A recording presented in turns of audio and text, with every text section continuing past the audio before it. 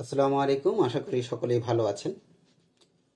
আমাদের একদম নবীন যারা জব মার্কেটে আসতে চাচ্ছে এবং অনেকেই আছে প্রশ্নগুলো ঠিকমতো বুঝতে পারে না, জব করছে, তাদের জন্য মূলত আমরা কিছু টিউটোরিয়াল করব এবং আমরা অবগত আছি অল্প কিছুদিন পরেই এমইএস এর পরীক্ষা। তো এই পরীক্ষার জন্য তারা কিভাবে প্রস্তুতি নেবে তার আউটলাইনটা দেখানোর জন্য মূলত আমাদের এই প্রচেষ্টা। চলুন শুরু করা যাক। আজকে আমরা দেখব Dhaka water supply and sewage authority বা ডি ওয়াসার ৩/২/২০২৪ একটি প্রশ্ন।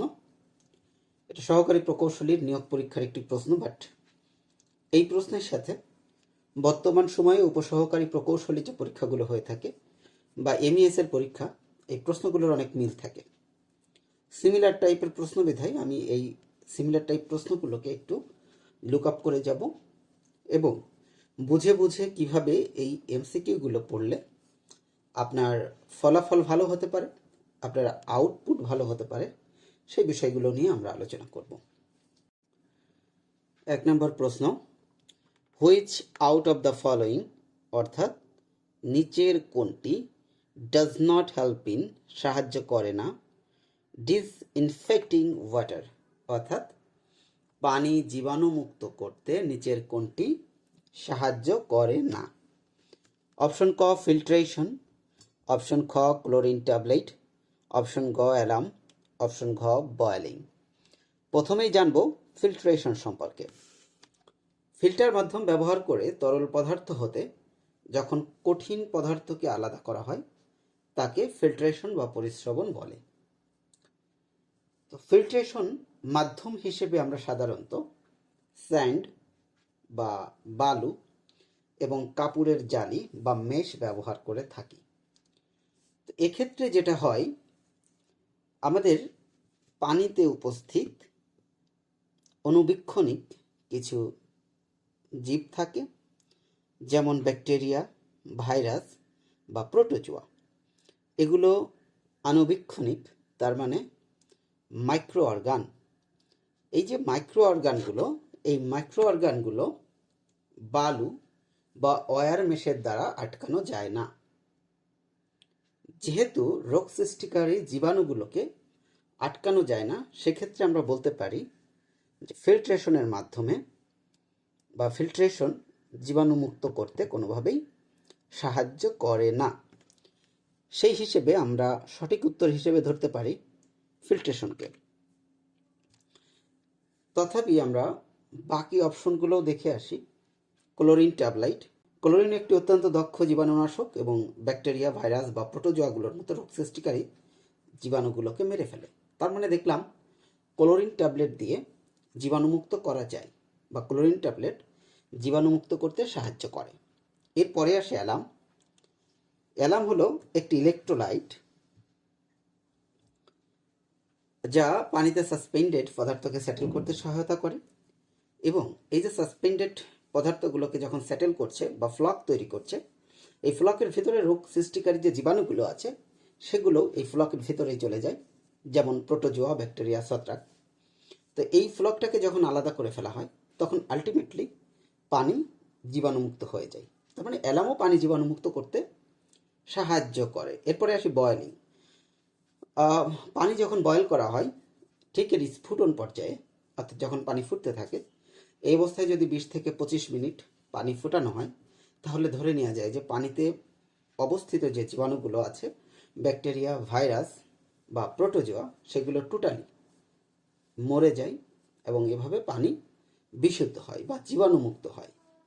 তার মানে আমরা অপশন ক এটাকে সঠিক হিসেবে পেলাম, যে পানি জীবাণুমুক্ত করতে কোনটি সাহায্য করে না, সেটা হলো ফিল্ট্রেশন। এখন এখানে একটু কনফিউশন আছে। একটি প্রশ্ন এমন আছে, পানি বিশুদ্ধকরণ করতে নিচের কোনটি সাহায্য করে? সেখানে এই 4টি অপশনই আছে। সেক্ষেত্রে এই 4টি অপশনই কিন্তু পানি বিশুদ্ধকরণে সহায়তা করে। তাহলে আমরা দুটো অপশন পেলাম, একটা হলো পানি বিশুদ্ধকরণ আর একটা হলো পানি জীবাণুমুক্তকরণ। দুটো এক বিষয় না। পানি বিশুদ্ধকরণ, পানিতে হার্ডনেস আছে বা পানির কঠোরতা আছে, এটাকে সফট পানি বা মৃদু পানিতে রূপান্তর করতে হবে, এটাই বিশুদ্ধকরণ। সেক্ষেত্রে আমার ফিল্টারেশন হেল্প করছে, কোনো সমস্যা নেই। বাট যখন জীবাণুর ব্যাপারটা চলে আসছে, পানিতে জীবাণু আছে মিশে, এই জীবাণুগুলোকে আমার আলাদা করতে হবে, এই ব্যাপারটা যখন চলে আসছে তখন কিন্তু আমরা বলছি যে হ্যাঁ, এটা ফিল্ট্রেশনের মাধ্যমে এটা করা যাবে না।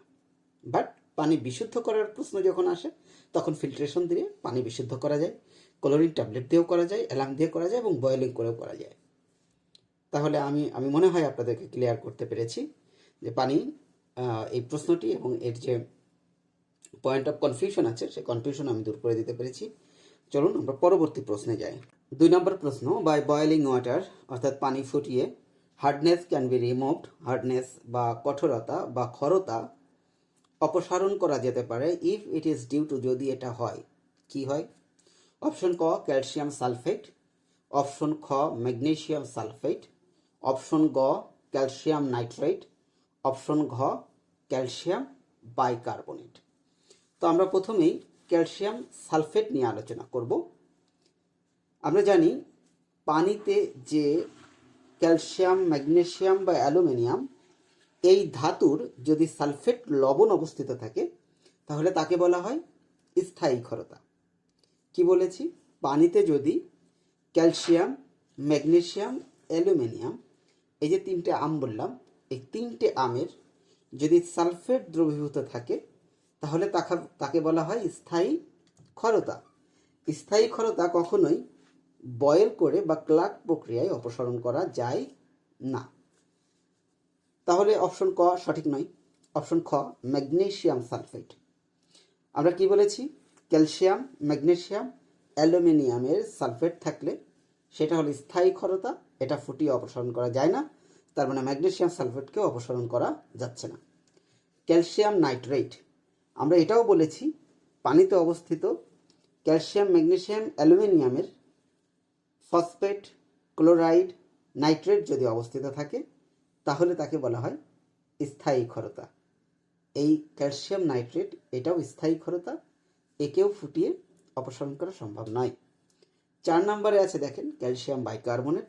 একমাত্র ক্যালসিয়াম, ম্যাগনেসিয়াম বা অ্যালুমিনিয়ামের বা এই যে তিনটি আমের কথা বলেছি, কি বলেছি? ক্যালসিয়াম, ম্যাগনেসিয়াম এবং অ্যালুমিনিয়াম, এই তিনটির বাইকার্বনেট যদি উপস্থিত থাকে তাহলে সেই বাইকার্বনেটালা যে উপাদান তার জন্য পানিতে অস্থায়ী ক্ষারতা তৈরি হয়। অস্থায়ী ক্ষারতা বয়েলিং বা ক্লার্ক প্রক্রিয়ায় অপসারণ করা যায়। তাহলে আমরা আমাদের সঠিক উত্তর পেয়ে গেছি ক্যালসিয়াম বাইকার্বনেট। ক্লিয়ার করতে পেরেছি আশা করা যায়। আমরা তৃতীয় প্রশ্নে চলে যাব। Zero hardness of water is achieved by, অর্থাৎ পানির শূন্য হার্ডনেস বা শূন্য ক্ষারতা কি দ্বারা অর্জন করা যায়? আমাদের এখানে অনেকগুলো অপশন আছে, আমরা অপশনগুলো দেখি।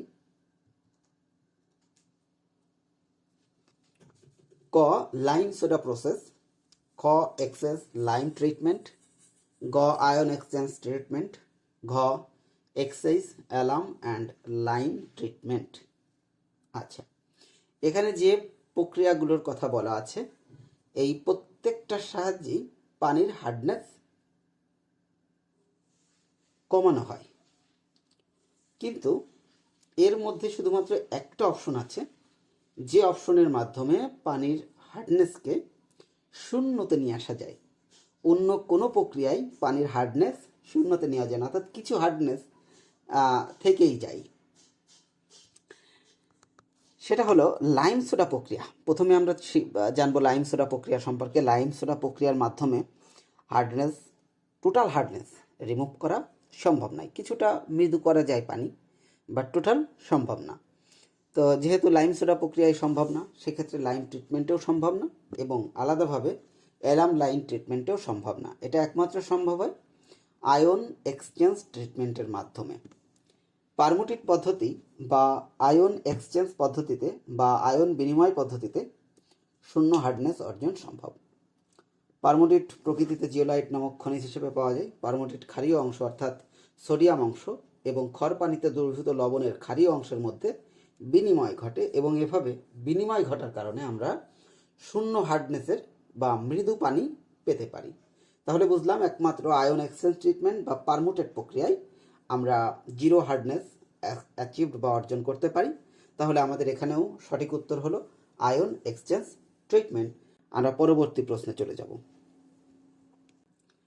4 নম্বর প্রশ্ন, অ্যালাম অ্যাজ এ কোয়াগুলেন্ট, অর্থাৎ কোয়াগুলেন্ট হিসেবে অ্যালাম ইজ ফাউন্ড, পাওয়া যায়, টু বি মোস্ট ইফেক্টিভ, সবচেয়ে কার্যকরী, when pH range of water is, যখন পানির পিএইচ কত।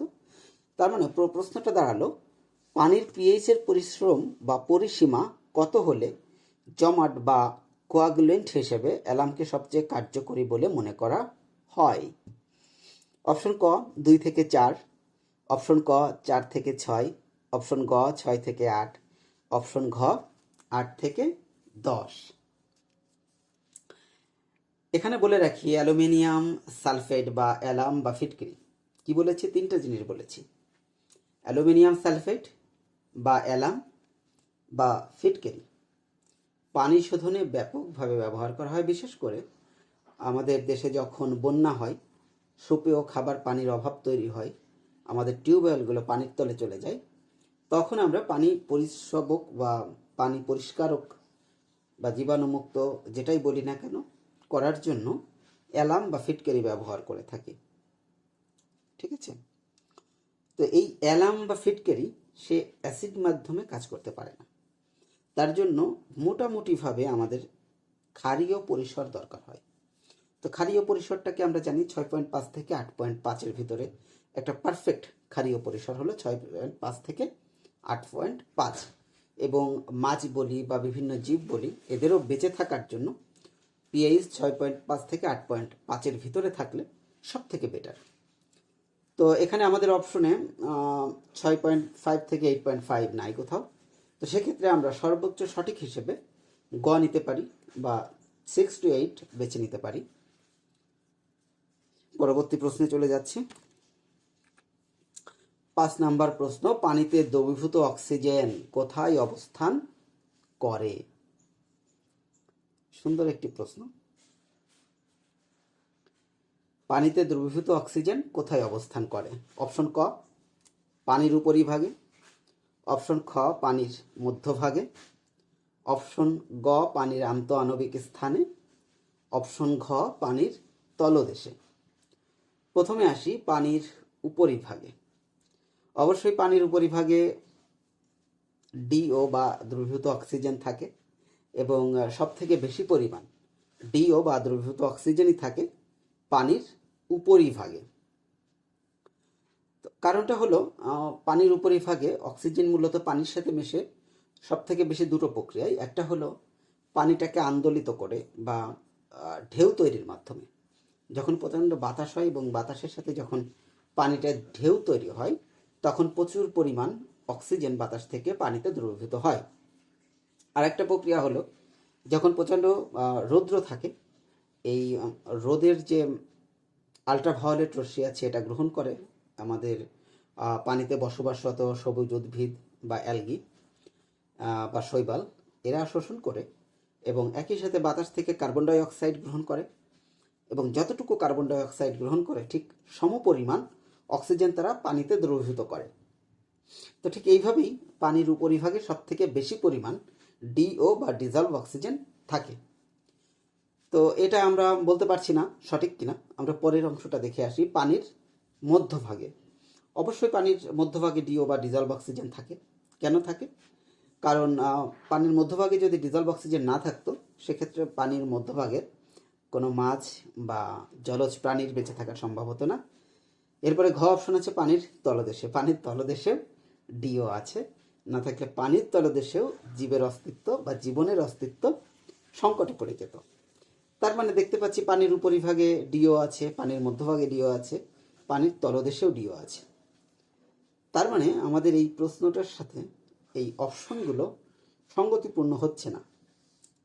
আমরা আবারও একটি প্রশ্নটা পড়ি, পানিতে দ্রবীভূত অক্সিজেন কোথায় অবস্থান করে? আমরা দেখলাম যে দ্রবীভূত অক্সিজেন এই 3 জায়গায় অবস্থান করে, কোথাও কম কোথাও বেশি। কিন্তু আমাদের একটা অপশন দেখেন, গ অপশনটা থেকে গেছে পানির আন্তঃআণবিক স্থানে। মূলত সঠিক উত্তর হবে পানির আন্তঃআণবিক স্থানে। কেন হবে আমি সেটা বলছি। যদি প্রশ্ন আসতো পানিতে দ্রবীভূত অক্সিজেন কোথায় সব থেকে বেশি থাকে, খেয়াল করেন পানিতে দ্রবীভূত অক্সিজেন কোথায় সব থেকে বেশি থাকে, সেক্ষেত্রে আমাদের উত্তর হতো পানির উপরিভাগে। পানিতে দ্রবীভূত অক্সিজেন সব থেকে কোথায় কম থাকে, সেক্ষেত্রে হয়তো আপনি উত্তর দিতে পারতেন পানির তলদেশে। পানিতে দ্রবীভূত অক্সিজেন কোথায় মিডিয়াম বা মধ্য পর্যায়ে থাকে, সেক্ষেত্রে আপনি উত্তর দিতে পারেন পানির মধ্যভাগে। কিন্তু প্রশ্ন করেছে পানিতে দ্রবীভূত অক্সিজেন কোথায় অবস্থান করে। কোথায় অবস্থান মানে পানির কোথায় অবস্থান করে, নট উপরিভাগ, নট নেসেসারিলি তলদেশ, মধ্যভাগ। তাহলে উত্তরটা কি হবে? পানির আন্ত আণবিক স্থানে, অর্থাৎ পানির আণবিক স্থানে যে ফাঁকা রয়েছে ঠিক সেই ফাঁকা অবস্থানে পানিতে অক্সিজেন অবস্থান করে। এখন আমার একজন স্টুডেন্ট প্রশ্ন করেছিল যে স্যার পানি তো হাইড্রোজেন এবং অক্সিজেনের সমন্বয়ে তৈরি, তাহলে আমাদের কেন এই মাছ বা বিভিন্ন প্রাণী, জলজ প্রাণীর শোষণের জন্য ডিও বা ডিজলভ অক্সিজেন লাগবে? তারা তো পানি থেকেই অক্সিজেনটা পেতে পারে। প্রথম কথা হলো, যখন দুটো অণু একীভূত হয়ে একটা নতুন কোনো অণু গঠিত হয়, সেটা হলো হাইড্রোজেন এবং অক্সিজেন মিলিত হয়ে যখন পানির অণু গঠন করছে, তখন হাইড্রোজেন বা অক্সিজেন কারোর নিজস্ব সত্তার অবশিষ্ট থাকে না, এটা সম্পূর্ণ নতুন একটা সত্তায় রূপান্তরিত হয়। যেহেতু নতুন একটা সত্তায় রূপান্তরিত হয়, এখান থেকে অক্সিজেন বা পানিকে আলাদা করা সম্ভব না। এই জন্যই আমাদের মূলত পানিতে দ্রবীভূত অক্সিজেন বা ডিও বা ডিজলভ অক্সিজেন প্রয়োজন হয় পানিতে বসবাসকারী জীবের শ্বসনের জন্য। ধন্যবাদ। আমরা পরবর্তী প্রশ্নে যাচ্ছি। Dissolved oxygen in stream is, অর্থাৎ প্রবাহে দ্রবীভূত অক্সিজেন। অপশন ক ম্যাক্সিমাম অ্যাট নুন, বলছে দুপুরবেলায় সর্বোচ্চ থাকে। মিনিমাম অ্যাট নুন, বলছে দুপুরবেলায় সর্বনিম্ন থাকে। ম্যাক্সিমাম অ্যাট মিডনাইট, রাতের বেলায় সর্বোচ্চ থাকে। আর একটা অপশন বলছে same through out the day, অর্থাৎ পুরো দিন একই রকম থাকে। প্রথমে শুরু করি ক অপশন দিয়ে, ম্যাক্সিমাম অ্যাট নুন। আমি মূলত এটার সাথে একমত যে দুপুরবেলায় প্রবাহে ডিও বা ডিজলভ অক্সিজেন সর্বোচ্চ থাকে। কেন আমি একমত? দুপুরে যখন পর্যাপ্ত পরিমাণ সূর্যের আলো থাকে, তখন এই সূর্যের আলো থেকে ইউভি বা আল্ট্রাভায়োলেট রশ্মি গ্রহণ করে পানিতে অবস্থিত সবুজ শৈবাল, অ্যাকোয়াটিক উদ্ভিদ, সায়ানোব্যাকটেরিয়া, এগুলো সালোক সংশ্লেষণ বা ফটোসিনথেসিসের মাধ্যমে বাতাসের কার্বন ডাইঅক্সাইড গ্রহণ করে ঠিক সমপরিমাণ অক্সিজেন তারা পানিতে ডিজলভ আকারে বের করে দেয়। এই জন্য বলা হয় দুপুরের দিকে দ্রবীভূত অক্সিজেন সব থেকে বেশি থাকে। সঠিক উত্তর আশা করা যায় এটাই হবে। তারপরেও আমরা অন্যান্য অপশনগুলো দেখে আসি। খ মিনিমাম অ্যাট নুন, এটা কোনোভাবেই সম্ভব না। দুপুরবেলা সর্বনিম্ন ডিজলভ অক্সিজেন থাকবে, এটা সম্ভব না, কারণ দুপুরবেলায় রোদ থাকে। রোদের কারণে আমরা সালোক সংশ্লেষণ হয় এবং এই কারণে পানিতে বসবাসকারী যে শৈবাল আছে, উদ্ভিদ আছে বা সায়ানোব্যাকটেরিয়া আছে, তারা কি করে খাবার তৈরির জন্য বাতাস থেকে কার্বন ডাইঅক্সাইড নেয় এবং পানিতে ঠিক সমপরিমাণ অক্সিজেন তারা ছেড়ে দেয়। সো এটা সম্ভব না, এটা সঠিক নয়। গ নাম্বার ম্যাক্সিমাম অ্যাট মিডনাইট, অর্থাৎ মধ্যরাত্রিরে সর্বোচ্চ থাকে ডিও। মধ্যরাত্রিরে কোনোভাবেই সর্বোচ্চ থাকে না, কারণ আমরা জানি যে পুকুরে অক্সিজেনের ঘাটতি থাকে সেখানে মধ্যরাত এবং সকালের মাঝামাঝি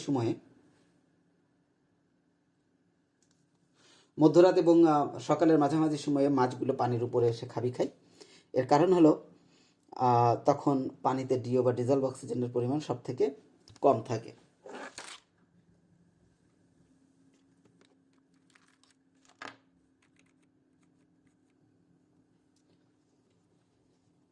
তাহলে গ নাম্বারও সঠিক নয়। ঘ same through out the day, এবং দিনের সব সময় একই রকম থাকে, এটাও সঠিক নয়। দিনে বিভিন্ন সময় রোদের প্রাপ্যতার পরে ডিপেন্ড করে বা বাতাসের প্রাপ্যতার পরে ডিপেন্ড করে, এই দুটো কারণেই মূলত বেশি অক্সিজেন পানিতে মেশে। এই দুটোর পরে ডিপেন্ড করে দিনের বিভিন্ন সময় বিভিন্ন ধরনের ডিও আমরা পেয়ে থাকি পানিতে। সো এটাও সঠিক নয়। তাহলে আমরা ধরে নিতে পারি ক ম্যাক্সিমাম অ্যাট নুন, এটাই হলো সর্বোচ্চ সঠিক উত্তর। আমরা পরবর্তী প্রশ্নে চলে যাচ্ছি। 7 নম্বর প্রশ্ন, aeration of water is done to remove, অর্থাৎ অ্যারেশন বা বায়ু চলাচল, পানিতে বায়ু চলাচল, এটাকেই বলা হয় aeration. Aeration of water is done to remove, অর্থাৎ কি অপসারণের জন্য পানিতে বায়ু চলাচল করানো হয়? অপশন ক অডুর, অডুর মানে বলা হচ্ছে গন্ধ, গন্ধটাকে বলা হয় অডুর। সি বা বি বা খ, অপশন ক অডুর, অডুর মানে হলো গন্ধ।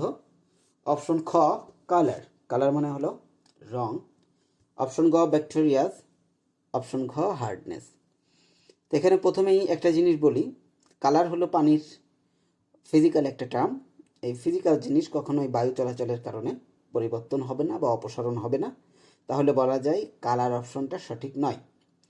বায়ু চলাচলের কারণে ব্যাকটেরিয়ার গ্রোথ আরও ভালো হয়, এটা রিমুভ হবে কীভাবে, এটা আরও গ্রোথ ভালো হবে, বা এই জন্য আমরা বলতে পারি গ নাম্বারও সঠিক নয়।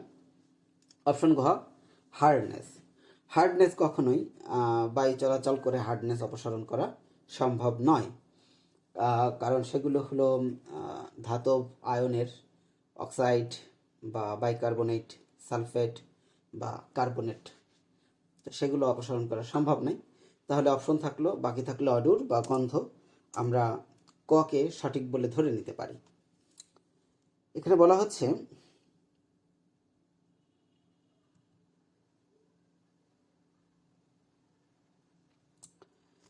প্রাকৃতিক এবং কৃত্রিমভাবে পানিতে অক্সিজেনের স্যাচুরেশন বাড়ানো বা বজায় রাখার প্রক্রিয়াকে অ্যারেশন বলে।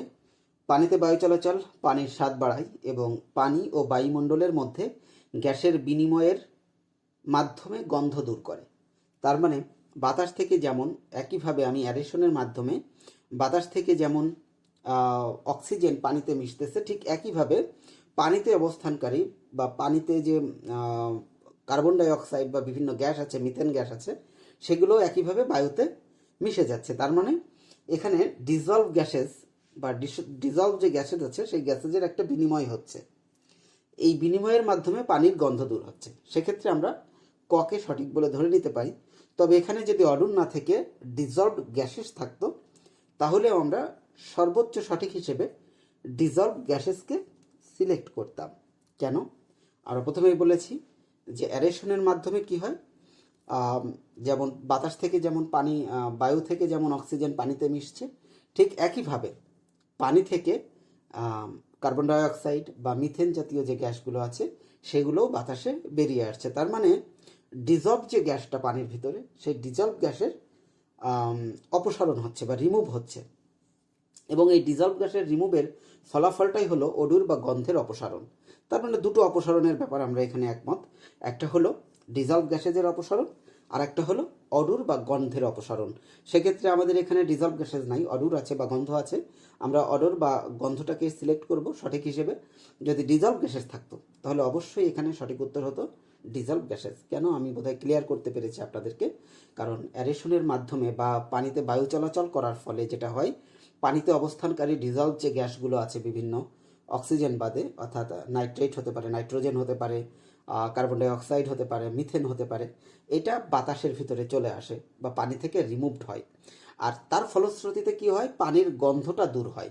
তার মানে দুটো অপসারণ হচ্ছে এখানে, একটা হলো পানির ডিজলভ গ্যাসের অপসারণ হচ্ছে, এবং একই সাথে তার ফলাফলস্বরূপ অডুর বা গন্ধ অপসারণ হচ্ছে। এখানে অডুর আছে, আমরা অডুরকে সঠিক বলে ধরে নিলাম। যদি ডিজলভ গ্যাসেস থাকতো তাহলে ডিজলভ গ্যাসেস হতো সঠিক উত্তর। আমরা 8 নম্বর প্রশ্নে চলে যাচ্ছি। The correct relationship between theoretical oxygen demand TOD biochemical oxygen demand BOD and chemical oxygen demand COD is given by, অর্থাৎ আমরা বলছি যে এখানে টিওডি বা থিওরিটিক্যাল অক্সিজেন ডিমান্ড আছে, বিওডি বায়োকেমিক্যাল অক্সিজেন ডিমান্ড, এবং সিওডি বা কেমিক্যাল অক্সিজেন ডিমান্ড, এই তিনটার কয়েকটা রিলেশন দেওয়া আছে। বলা হচ্ছে এর মধ্যে কোন রিলেশনটা বা কোন সম্পর্কটা সঠিক। তো প্রথমে আমরা দেখি ক option, TOD greater than BOD greater than COD. তো প্রথমেই বলবো এই অপশনটা ভুল। কেননা কোনো একটা মিডিয়াতে বিওডি কখনো সিওডির থেকে বড় হতে পারে না, কারণ বিওডি হলো বায়োকেমিক্যাল অক্সিজেন ডিমান্ড, যেটা শুধুমাত্র জৈব পদার্থকে জারিত করতে ব্যবহৃত হয়, আর সিওডি হলো কেমিক্যাল অক্সিজেন ডিমান্ড, যেটা একই সাথে অর্গানিক এবং ইনঅর্গানিক, জৈব অজৈব দুই ধরনের পদার্থকে জারিত করতে ব্যবহৃত অক্সিজেনের পরিমাণ। সো বুঝতেই পারছেন সিওডি সবসময় বিওডির থেকে বড় হবে, কিন্তু এখানে রিলেশনশিপে বিওডিকে বড় দেখানো হয়েছে, সো অপশন ক সঠিক নয়। এরপরে আমরা অপশন খতে আসি, TOD greater than COD greater than BOD আমরা একটু সঠিক হিসেবে ধরে নিতে পারি। বাকি অপশনগুলো আমরা দেখে আসি। BOD greater than COD greater than TOD আমরা বলেছিলাম বিওডি কখনোই সিওডির থেকে বড় হতে পারে না। সো অপশন গ এটাও সঠিক নয়। অপশন ঘতে যাই, COD greater than BOD greater than TOD. তো এক্ষেত্রেও এটাও সঠিক হতে পারে। এখন আমরা একটু দেখব, তাত্ত্বিক অক্সিজেন চাহিদা বা টিওডি হলো একটি যৌগকে তার চূড়ান্ত জারণ সম্পন্ন করতে হিসাবকৃত প্রয়োজনীয় অক্সিজেনের পরিমাণ, যা বিওডি বা সিওডি হতে সর্বদা বেশি। তাহলে বুঝতে পারলাম আমাদের সঠিক উত্তর হলো খ, যেখানে বলা হচ্ছে টিওডি সর্বদা বড় হবে। এরপরে আছে কার থেকে বড় হবে, সিওডির থেকে, এবং সিওডির থেকে সিওডি বড় হবে কার থেকে, বিওডির থেকে। সিরিয়ালটা বা এই যে সম্পর্কটা এটা সঠিক একটা সম্পর্ক। আর ঘ নাম্বার যেটা বলেছিলাম এই সম্পর্কটাও কিছুটা সঠিক, অর্থাৎ টিওডি যেটা দেখছেন লাস্টে এটা যদি প্রথম থাকতো তাহলে বুঝতেই পারছেন এটাও সঠিক বলে বিবেচিত হতো। তার মানে সঠিক উত্তর হলো খ। 9 নম্বর প্রশ্নে যাচ্ছি। সানলাইট বা সূর্যালোক, সূর্যালোকে কি হয়? অপশন ক, হেল্পস গ্রোথ অফ ব্যাকটেরিয়া, মানে ব্যাকটেরিয়ার গ্রোথটাকে সাহায্য করে। ইম্প্যাডিস গ্রোথ অফ অ্যালগি, অর্থাৎ অ্যালগির যে গ্রোথ বা বৃদ্ধি সেটাকে ব্যাহত করে। ইনক্রিজ ডিজলভ অক্সিজেন কন্টেন্ট, অর্থাৎ ডিজলভ অক্সিজেনের কন্টেন্টটাকে বৃদ্ধি করে। রিডিউস টার্বিডিটি, টার্বিডিটিকে রিডিউস বা কমিয়ে ফেলে। টার্বিডিটি রিডিউস করে, সূর্যালোক কখনো টার্বিডিটি রিডিউস করতে পারে না। সো ঘ সঠিক নয়। এখন আসি কতে, Sunlight helps growth of bacteria, Sunlight ব্যাকটেরিয়ার গ্রোথ বা বৃদ্ধিকে হেল্প করে। এটা একদম ভুল কথা। সবসময় ব্যাকটেরিয়াগুলো জন্মায় অন্ধকারাচ্ছন্ন ছায়া জায়গায়, এবং সব থেকে বেটার পজিশন হলো অন্ধকারাচ্ছন্ন জায়গা হলো ব্যাকটেরিয়ার সব থেকে চয়েসফুল জায়গা। সো আমরা এখান থেকে বলতে পারি যে সানলাইট কখনোই ব্যাকটেরিয়ার গ্রোথটাকে হেল্প করে না, অন্তত করে না। সো অপশন ক এটা সঠিক নয়। অপশন খ, ইম্পেডিস বা ব্যাহত করে গ্রোথ অফ অ্যালগি, অ্যালগির বৃদ্ধিকে ব্যাহত করে। অ্যালগি মানে শৈবাল, শৈবালের বৃদ্ধিকে ব্যাহত করে। কে ব্যাহত করে? সানলাইট। তো এটার ব্যাপারে একটু আমরা দেখে আসি। সূর্যালোকের আল্ট্রাভায়োলেট রশ্মি পানির জৈব পদার্থের ভাঙনের মাধ্যমে অ্যালগি বা শৈবালের পুষ্টি উপাদান সীমিত করে দেয়। আমরা একটা জিনিস বুঝতে পারলাম যে আমরা কোনো একটা সরোবরের কথা বলছি, কোনো একটা লেকের কথা বলছি। তো এখানে সূর্যালোকের যে আল্ট্রাভায়োলেট রশ্মি আছে সেই রশ্মি পানির উপরে যে জৈব পদার্থ আছে সেই জৈব পদার্থর ভাঙনের মাধ্যমে এই যে পানিতে বসবাসকারী অ্যালগি বা শৈবাল যেগুলো আছে তার যে পুষ্টির চাহিদা সেই পুষ্টির চাহিদাগুলোকে সীমিত করে দেয়। সীমিত করে দেওয়ার ফলে কি হয়? শৈবালের বৃদ্ধি ব্যাহত হয়। নট এমন না যে শৈবাল সব মারা গেল, শৈবালের বৃদ্ধি ব্যাহত হয়।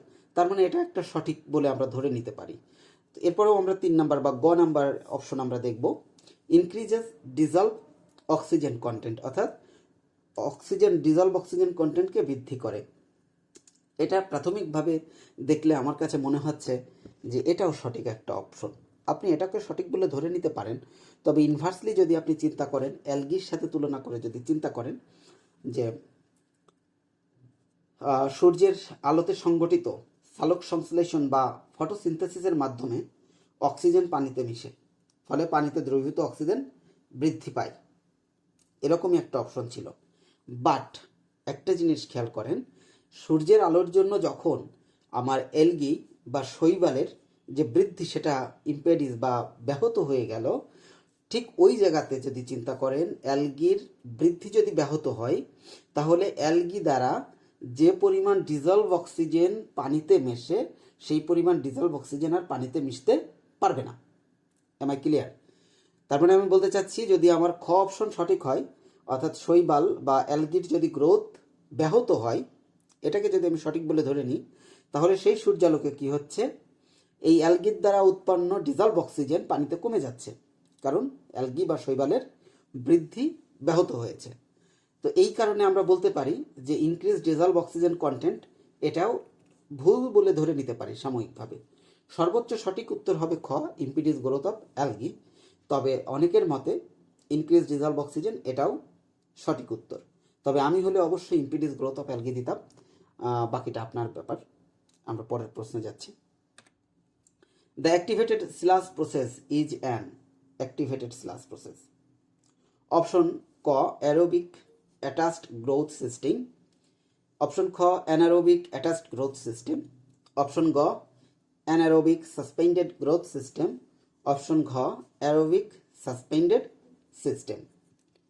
আচ্ছা, প্রথমেই আমরা জানবো যে অ্যাক্টিভেটেড স্লাজে, অ্যাক্টিভেটেড শব্দটি বোঝায় যে স্লাজে উপস্থিত অণুজীব, সেটা হতে পারে ব্যাকটেরিয়া, প্রোটোজোয়া বা কখনো কখনো ছত্রাক, সক্রিয়ভাবে জৈব পদার্থের জৈবিক অবক্ষয় বা অর্গানিক ডিগ্রেডেশনের সাথে জড়িত। স্লাজে অবস্থিত অণুজীবগুলো যখন সরাসরি অর্গানিক ডিগ্রেডেশন বা জৈবিক অবক্ষয়ের সাথে জড়িত, সেই স্লাজকে বলা হচ্ছে অ্যাক্টিভেটেড স্লাজ। আশা করি আমি ক্লিয়ার করতে পেরেছি। এখন বলা হচ্ছে অ্যাক্টিভেটেড স্লাজ প্রক্রিয়া একটি কোন ধরনের প্রক্রিয়া। প্রথমে আছে অ্যারোবিক অ্যাটাচ গ্রোথ সিস্টেম। সক্রিয় স্লাজ প্রক্রিয়ায় কখনো অ্যাটাচ গ্রোথ সিস্টেম সম্ভব না। অ্যাটাচ গ্রোথ সিস্টেম দুটো জায়গায় সম্ভব, একটা হলো ট্রিকলিং ফিল্টারে আর একটা হলো রোটেটিং বায়োলজিক্যাল কন্ট্রাক্টরে অ্যাটাচ গ্রোথ সম্ভব, এবং বাদ বাকি সমস্ত জায়গায় সাসপেন্ডেড গ্রোথ। তাহলে যদি এই দুটো জায়গা তো আমার নাই, তার মানে attach growth, aerobic attached growth system এবং অ্যানারোবিক অ্যাটাচ গ্রোথ সিস্টেম দুটোই আমার সঠিক নয়। কারণ অ্যাক্টিভেটেড স্লাজ প্রক্রিয়ায় কখনোই অ্যাটাচ গ্রোথ সম্ভব নয়। আপনার মাথায় রাখতে হবে অ্যাক্টিভেটেড স্লাজ প্রক্রিয়া এবং অক্সিডেশন পন্ড বা জারণ পুকুরে মাস্ট বি সাসপেন্ডেড গ্রোথ হবে। সাসপেন্ডেড গ্রোথ মানে হলো এই যে স্লাজটা আছে, এই স্লাজের বিভিন্ন জায়গায় সাসপেন্ডেড অবস্থায় আমার যে ব্যাকটেরিয়া, ছত্রাক বা প্রোটোজোয়া, এগুলো বৃদ্ধি ঘটবে। আর অ্যাটাচড গ্রোথ সিস্টেম হলো আমার জারণ পুকুর যদি হয়, পুকুরের শুধুমাত্র যে পাড়গুলো আছে বা যে দেওয়ালগুলো আছে, সেই দেওয়ালগুলোকে সাপোর্ট করে বা অ্যাটাচড আকারে ব্যাকটেরিয়া বা প্রোটোজোয়া এদের গ্রোথ হবে। তার মানে আমরা বলে নিতে পারি অ্যাটাচ গ্রোথ সিস্টেম এখানে সঠিক না। তার মানে ক সঠিক নয়। খতেও আমরা দেখছি অ্যাটাচ গ্রোথ সিস্টেম আছে, খও সঠিক নয়। বাকি থাকলো গ এবং ঘ। গতে বলা হয়েছে অ্যানঅ্যারোবিক সাসপেন্ডেড গ্রোথ সিস্টেম। এখানে আমরা সাসপেন্ডেড গ্রোথ সিস্টেম পেয়েছি, কিন্তু দেখেন এর আগে একটা অ্যানঅ্যারোবিক লেখা আছে। আসলে কি এটা অ্যানারোবিক? কখনোই না। জারণ পুকুর বা অ্যাক্টিভেটেড স্লাজ প্রক্রিয়া এগুলো হলো অ্যারোবিক। অ্যারোবিক মানে যেখানে অক্সিজেনের প্রয়োজন হয়, অ্যানারোবিক মানে যেখানে অক্সিজেনের প্রয়োজন হয় না। যে স্লাজ প্রক্রিয়াগুলোই যেখানে অক্সিজেন বা ঢাকা থাকে, সেগুলো মূলত অ্যানারোবিক সাসপেন্ডেড গ্রোথ হয়ে থাকে। যেমন এর ভিতরে আছে সেপটিক ট্যাঙ্ক বা ইনহপ ট্যাঙ্ক। তার মানে বুঝতে পারলাম সেপটিক ট্যাঙ্ক বা ইনহপ ট্যাঙ্ক, এখানে যে ব্যাকটেরিয়াগুলো গ্রো করে তাদের অক্সিজেনের প্রয়োজন হয় না, তাদেরকে বলা হয় অ্যানারোবিক ব্যাকটেরিয়া। কিন্তু স্লাজ, অ্যাক্টিভেটেড স্লাজ বা জারণ পুকুর এগুলো তো খোলা জায়গায় হয়। খোলা জায়গায় হয় বিধায় এইখানে যে ব্যাকটেরিয়া, প্রোটোজোয়া বা যে ছত্রাকগুলো জন্মায়, তারা মূলত বাতাস থেকে অক্সিজেন নেয়, যার কারণে তাদের অ্যানারোবিক হওয়ার কোনো চান্স নেই। তারা মাস্ট বি অ্যারোবিক হবে। এটা খুব সহজ একটা জিনিস, আপনি একটু চিন্তা করলেই এটা বুঝে ফেলবেন। তাহলে অ্যারোবিক সাসপেন্ডেড সিস্টেম এটা হলো আমাদের সঠিক উত্তর। এর মাধ্যমে আমরা আজকে যে 10টা প্রশ্ন নিয়ে পড়ার কথা ছিল, সেই 10টা আমরা শেষ করে ফেলেছি। পরবর্তী কোনো একটা ক্লাসে আমরা আরও 10টি প্রশ্ন নিয়ে আলোচনা করব। এই আলোচনার মাধ্যমে আপনাদের যদি সামান্যতম উপকার হয়ে থাকে, অবশ্যই আমাদেরকে নক দেবেন। আমরা আরও বেশি বেশি করে আপনাদের জন্য টিউটোরিয়াল তৈরি করতে থাকবো ইনশাআল্লাহ। সেই পর্যন্ত সবাই ভালো থাকবেন। আসসালামু আলাইকুম।